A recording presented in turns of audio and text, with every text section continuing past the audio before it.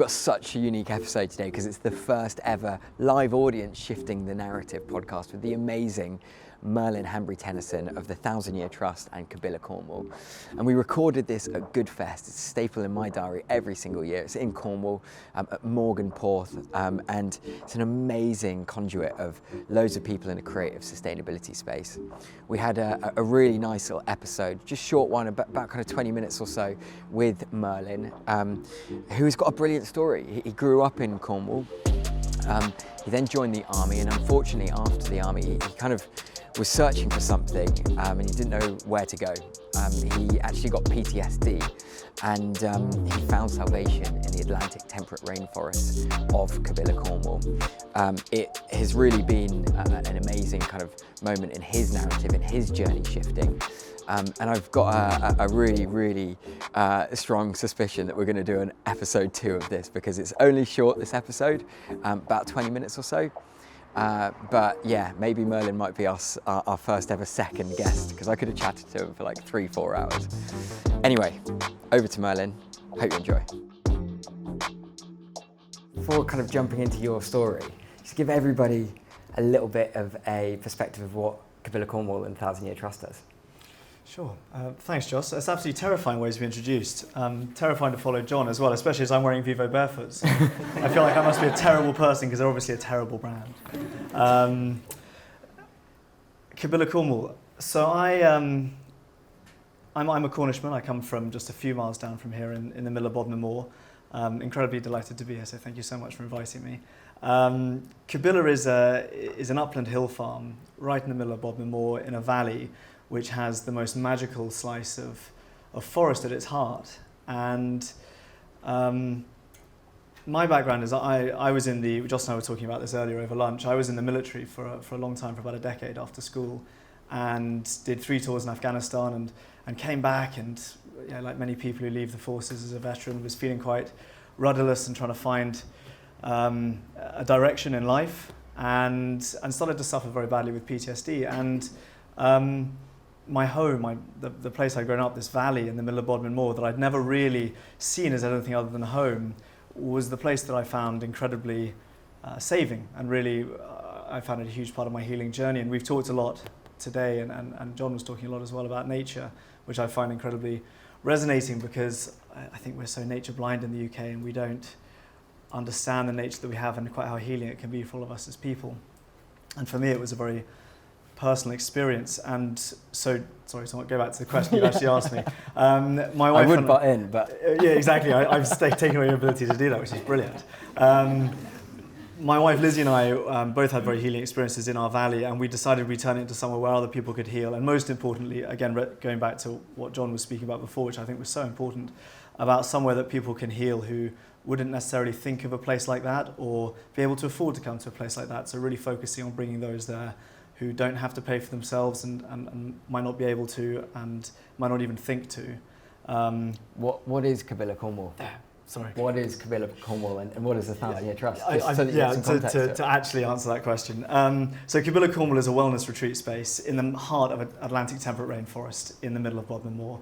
So this habitat, Atlantic temperate rainforest, that many of us, in fact, I'd like to do some hand raising. Who here didn't know we had rainforests in the UK?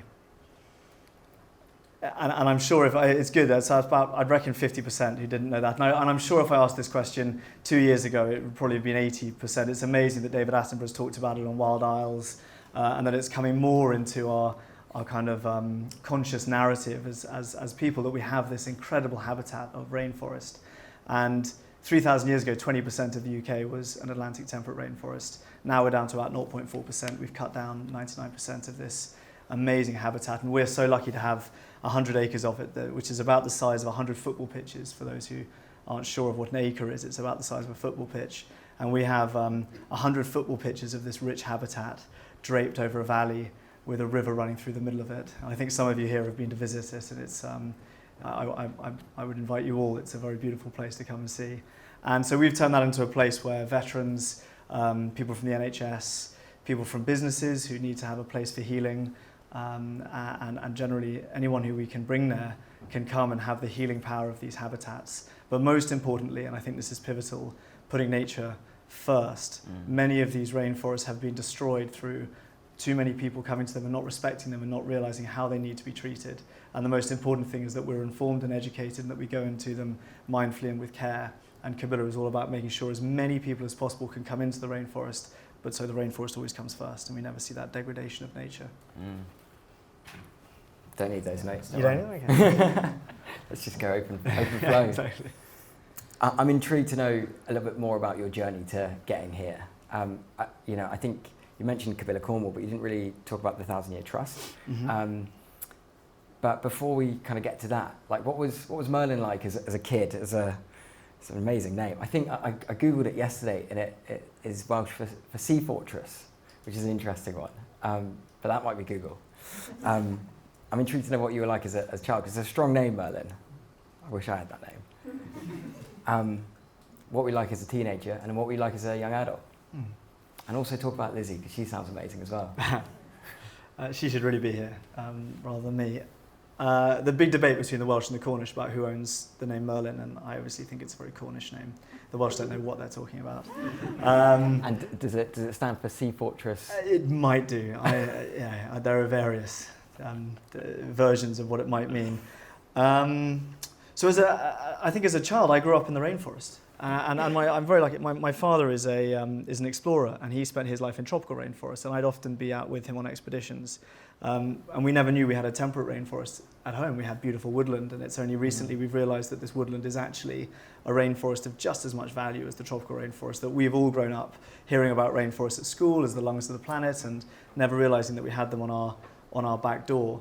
So for me, I grew up running wild through these forests, and then as a teenager, joined the military. I joined the military when I was 18, and as many young people, I was naive, I was young, and I wanted direction and I wanted community. And the military is a great place to have that, and it's a very vocational world to be in, where you are doing something which is not focused on salary or what you're earning, and I think that's really important and very shaping.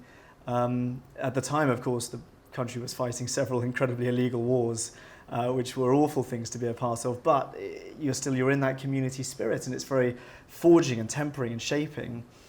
And then coming out of that and realizing that what is so important, and I know what so many people in this room work towards, is helping people define their vision, their purpose and their mission. Yeah.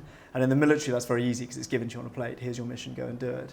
When we're in the real world, and it is the real world compared to the military, finding that vision and that mission can be so hard, and I feel very lucky to have that in our rainforests, and that's what the 1,000 Year Trust is about. It is the only charity in the UK dedicated to the restoration of our Atlantic temperate rainforests and aiming to bring them back. They think there might be as many as 330,000 acres of temperate rainforest in little pockets around the UK, and our mission is to return that to 1 million acres over the next 30 years, which is, I think, the most important thing, well, certainly that I can be doing. So after the army, the rainforests were cooling? You went straight back there? Well, there was a gap, and that gap involved a collapse, as I think it does for many of us throughout our lives. I had a complete breakdown in 2017, and a lot of that was PTSD from the military. Over the tours in Afghanistan, I'd been blown up in a roadside bomb, and I'd been in lots of situations which frankly, if I hadn't had mental health problems afterwards, it would have been strange. But then actually, I think in a more relatable way, it was just living in that urban environment and that corporate life. I was working in London in a hideous job in a hideous environment, and we have a name for it when we take wild animals. If you take a tiger and you put it in a small cage in a zoo and it starts to act in a way that is demonstrating poor mental health within that species, we sort of name it zoochosis. That's suffering, and yet we take humans out of our natural habitat, and we are all rainforest creatures, and we put them in these boxes in urban environments, and then we just think that's life when people really start to suffer. And we're in the middle of a mental health pandemic now because of the way we're treating the planet and treating ourselves. And I believe that we all need to find ways that we can reconnect with the natural world to help to ameliorate and have a preventative effect on that. Before we talk about mental health and mental well-being, I'm intrigued to know a bit more about this rainforest. I can imagine there are an incredible amount of stories that your ecosystem is providing to you. Can you tell us some stories that your temperate rainforest gives you? Yeah, and again, it's such a shame doing it when we're not in it. And I know, some of the people here have been through the rainforest with me, and if a picture paints 1,000 words, a walk through a rainforest paints 1,000,000. they are the most wonderful habitats. And the difference between a rainforest and just a nice bit of woodland is we need to get a lot of rain. So it needs to have at least 1,400 millimetres of rain a year, and that must fall throughout the year. And luckily here in Cornwall, this peninsula stuck out into the Atlantic, we're not shy of rain, and that's a really good thing. But the thing that really defines them is the native growth of trees. So they're 80% oak trees with hazel, rowan, willow all dotted amongst them. The epiphytes, so that's the lichens, mosses and polypody ferns that festoon the canopy, are really stunning. And then you have this mycelial network, this fungal network throughout the soil, which tends to be incredibly rich and healthy in temperate rainforests. These are the habitats that the Arthurian legends were based in. The setting of the Jabberwocky, the setting of Fangorn Forest in Tolkien's Lord of the Rings, where the Ents marched through. The Mabinogion, for any Welsh people in the room, that's a word you can't say 10 times in a row when drunk. These are the habitats that were temperate rainforests, and we just have lost that word from our narrative. So they are such important habitats, and what I always try and remind people of when we walk through it, because it is remembering, we know this viscerally inside ourselves, we've just forgotten it, is that a forest, a true forest, we define an ancient woodland or ancient forest in the UK as anything that was around since before the year 1600. So anything 400 years old or older, and to a forest, that's a toddler, that's incredibly young. But our rainforest at Cabilla is, the Eden Project aged it, and they were very apologetic they couldn't be more specific, but they did a paleobotanical study, and they think that it's at least 3,664 years old, give or take 29 years. So it was about specific enough for me. But when you have these really old habitats, it's not an area of land with 10,000 trees growing out of it. It's a giant mushroom with a lot of fingers all reaching up to the sky. And this mycelial network, the wood wide web, the motherboard of nature that sits beneath our feet. And as you walk through the forest, the ground is spongy. It's like walking over a giant toadstool. Every tree is in constant communication. Every plant is in constant communication. And that means that you're effectively walking through a brain. Just like our neurons are connected by synapses, our trees are connected by mycelium. And it's an amazingly integrated and collegiate environment. And the more we understand that as humans we're a part of it, not apart from it, we can reintegrate into that world as well. And are you seeing a shift in perspective of experts of forests? Effectively, you've just been so articulate in how you've communicated that, but has that always been the way? The amazing thing is the amount of incredible research that's being done at the moment, which is blowing this away. 10 years ago, the things that we're learning now weren't known. So there's an amazing professor called Dr. Susan Simard in British Columbia who's written a great book that I'm sure many people have read here called Finding the Mother Tree. And it talks about how these mycelial networks work between trees. 15 years ago, this stuff was the stuff of science fiction. And now it's the stuff of science fact. And I think that as that narrative shifts, there's always a lag with the traditional conservative kind of woodland management and environmental community. But as we catch up and realize that taxonomically, mushrooms are closer to all of us than they are to plants. We go into a supermarket and the mushrooms are in the vegetable section. That's a huge insult to the mushrooms. They should be in the meat section. These are organisms that can problem solve, can pass memories down through generations, have integrated relationships and complex relationships between different organisms. The largest creature on the planet is a honey fungus in Ohio that's 4.5 miles square and has been alive for hundreds of years. And we just don't know this, but we're learning it and catching up. So there's some news this week. There's been a lot of news this week, hasn't there? But there's been a bit of news this week, and unfortunately it's not positive. Yeah, Rishi's doing a great job. Yeah. Not allowed to use his name. But found out that on average, the amount of days taken off from people in the UK in the average workplace has gone up from 6 days a year to 8 days a year from illness, with mental health being the main cause. It feels like there's some shift in something happening. What's your perspective on it? The more we've been, we partner with 6 different universities who send researchers into the forest and are trying to establish everything that's happening in these habitats and how it can help humans. And I think that human connection is so vital. One of the reasons I don't talk about rewilding, which is a community that we're often put into, is because there seems to be a and it is being broken down, and the rewilding community is a beautiful group of people doing amazing work, but there has historically been a narrative that humans are not part of nature, and actually nature's good when we're not in it, we're the problem, and if humans are outside of nature, then nature will be fine. And I really don't think that's appropriate, and that positivity and uplifting message that everyone was mentioning earlier when John asked for words to be thrown out was that only works when we consider ourselves a native part of our habitats in the UK and integral to them. The divide between physical and mental health is also becoming increasingly blurred, and a lot of researchers and professors that I work with now are always pulling me up on that. We shouldn't be talking about psychological health and physical health. The two are the same. What's happening in our gut biome, what's happening in our brains, what's happening throughout our physiology with swelling and inflammation is what is affecting our mental health and creating our well-being and our wellness. So the two things are one and the same. In our native woodland, and this is some of the most incredible research that's happening, we're learning that when this incredible abundance of trees and things that live on the trees, a single oak tree can have up to 600 creatures living on it at any one time.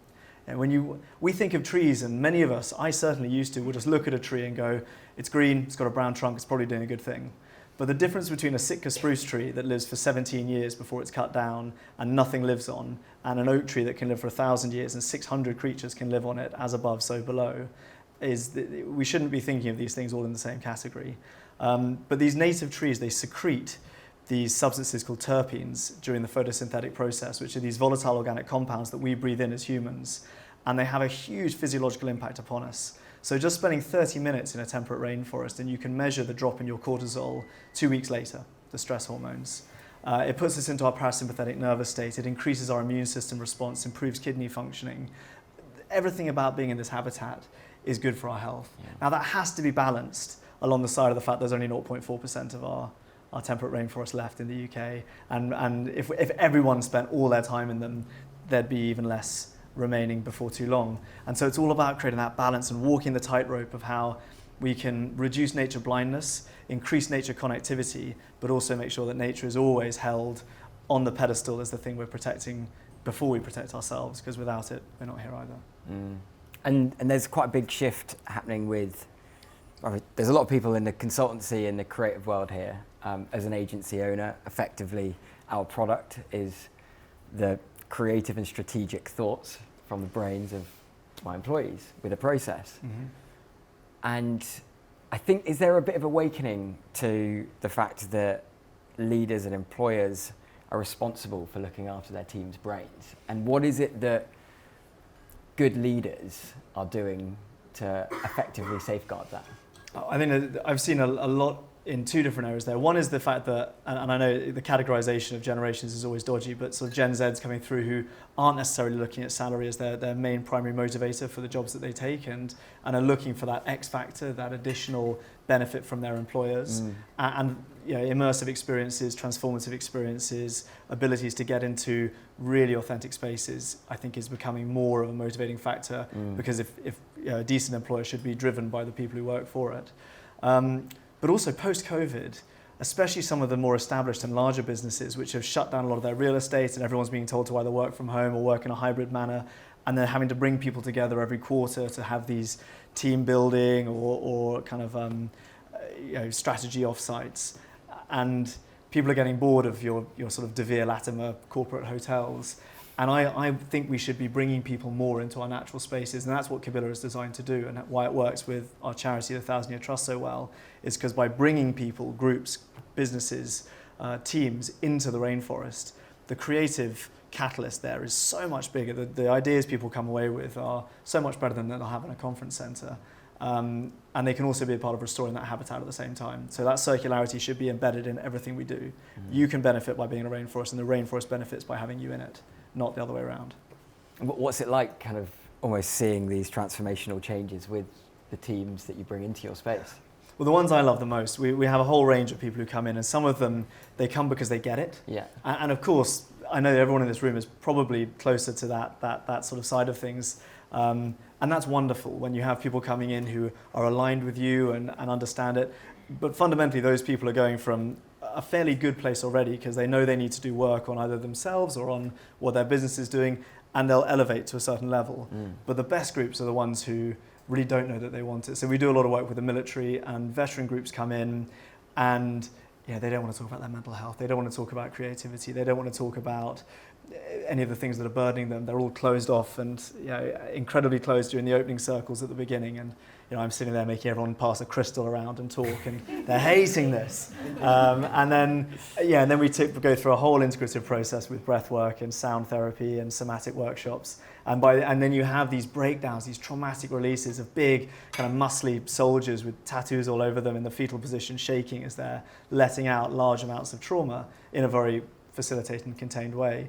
And then at the end, they're so open-hearted and just the transformation. They've gone from down here to up there, and that's the change I want to see in the world.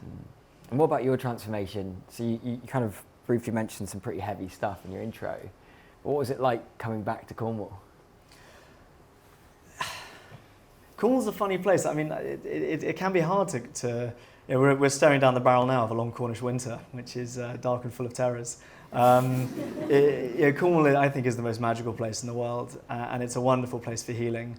And I've always felt so lucky to have had a place here that I could come home to. I mean, upland hill farming is no, it's no easy matter. It's coming back to a daily fight, but it's doing that amongst huge beauty and huge healing opportunity. So that for me has always been hugely lucky. But it was that epiphany moment of having a huge healing experience in the forest and realizing that there's so much pain out there, and I always want the forest to be protected and come first, but it had to be a place that many, many more people could come, and hopefully those who are suffering most. And working with senior nurses from the NHS, and we've just had a retreat come through with 12 nurses who were in such a horrible way because of the state of our NHS, and working with veterans and working with the police forces and people from businesses as well.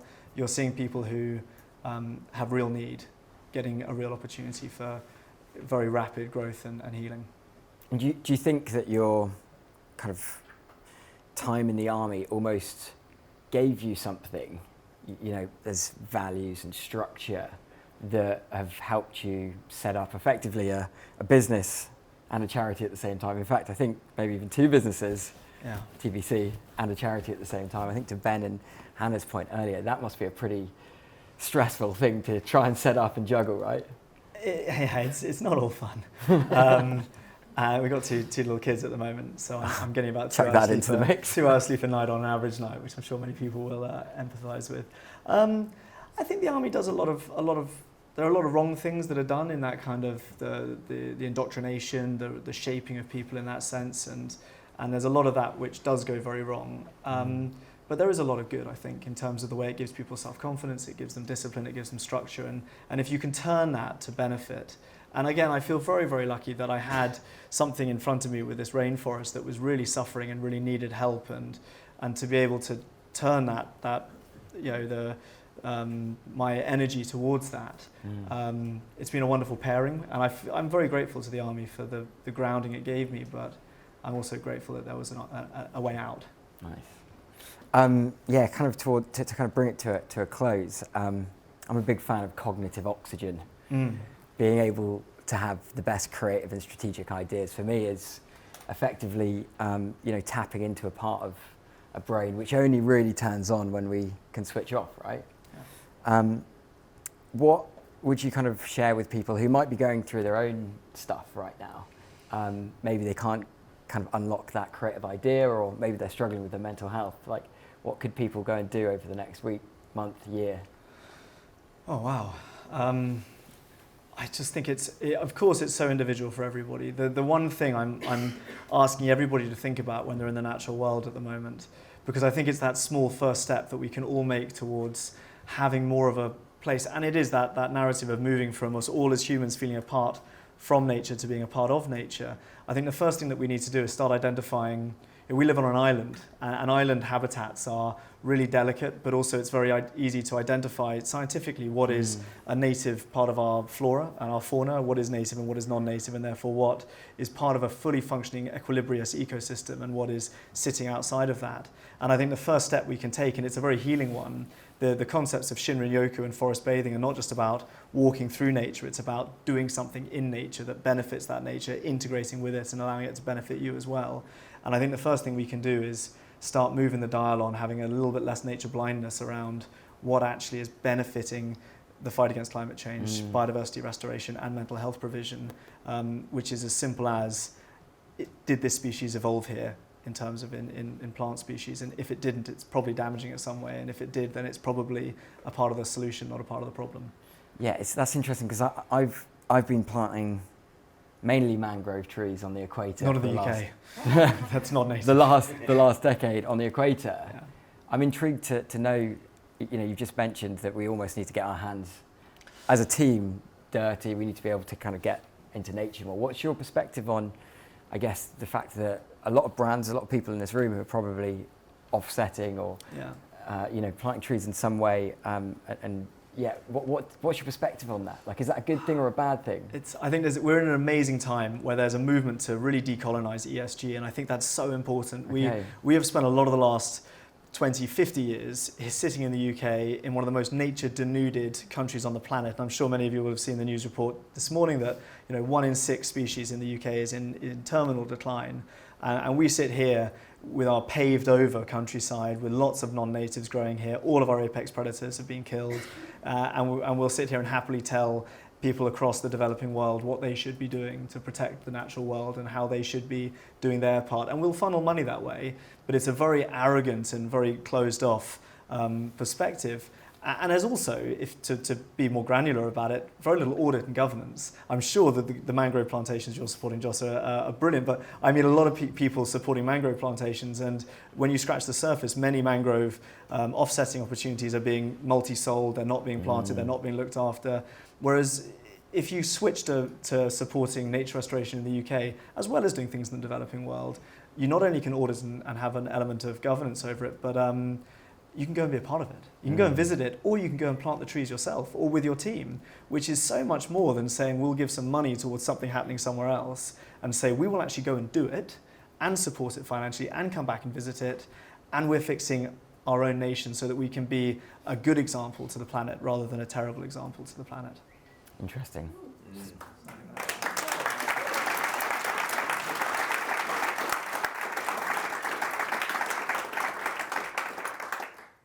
To end, because I have 3 quick-fire questions in every Shifting the Narrative podcast. Book or podcast recommendation for people to go and listen to or read? So I have 2 books. I'm going to do 2 books. The first one, which everyone should read, is The Lost Rainforests of Britain by Guy Shrubsole, because it is the book that it's just won the Wainwright Prize. Guy is a good friend and a lovely man, and it really shows how our rainforests are such an important part of our habitat. And the second one is God is an Octopus by Ben Goldsmith, which everybody should read, especially any parent, because it is terrifying, but also all about spirituality and our connection to nature and how important that is. So they're 2 beautiful books. Okay, so you're getting your AirPods on, kind of a day of back-breaking work at Cabilla. What band or musician are you playing? So I've recently become obsessed with something that I know a lot of people here will remember, and it's because I was thinking, what music do I really love? And it's mainly really lame stuff.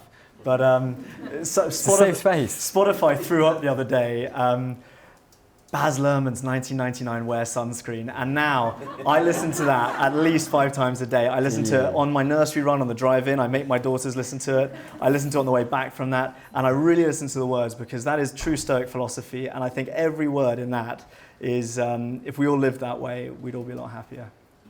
Wow, I mean, it's a banging track, yeah. Mark might even get us to sing it later, potentially. If you were to have one brand come and spend time down at Cabilla, who would it be? So it would be, for me, it would be Glencore. I think we will only affect change if we work with the bad guys, or the people who have done so much damage in the past. Of course, I'd love for all of the great people out there, many of the brands represented in this room, or the people representing brands in this room who are doing good stuff, the Vivo Barefoots, the Patagonias, the Finistairs, the really brilliant brands, but we've got to work with those big, bad, ugly guys. So Glencore, the oil and gas companies, we've got to change them and get them seeing nature for what it is and caring about it. Are you actively getting in front of them? I mean, getting in front of Glencore is very hard. I'm not trying, but I think one day that would be really wonderful. Yeah. Well, thank you, Merlin. It was amazing to hear your wisdom, and if everyone gives a.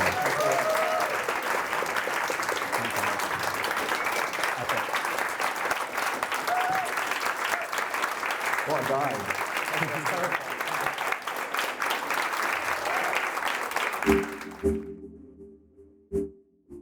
I hope you enjoyed that episode as much as I did. Merlin is just a natural born storyteller.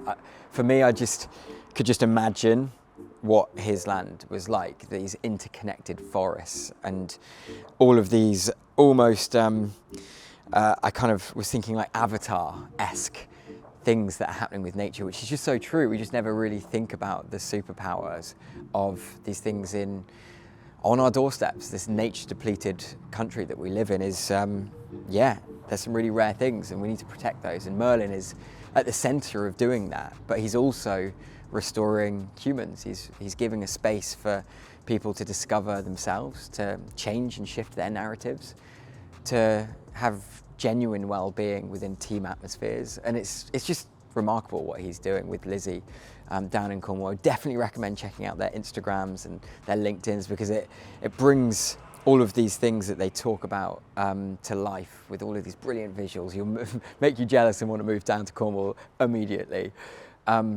I think that Merlin is going to definitely be one of the first people to have a second episode on the Shifting Narrative podcast. As I mentioned, I could speak to him for absolute hours, and he's such a great storyteller. He's got so much knowledge and information. So please do hit subscribe. We're available on YouTube and Spotify and all of the providers to be in the know with that one. Until then, over and out.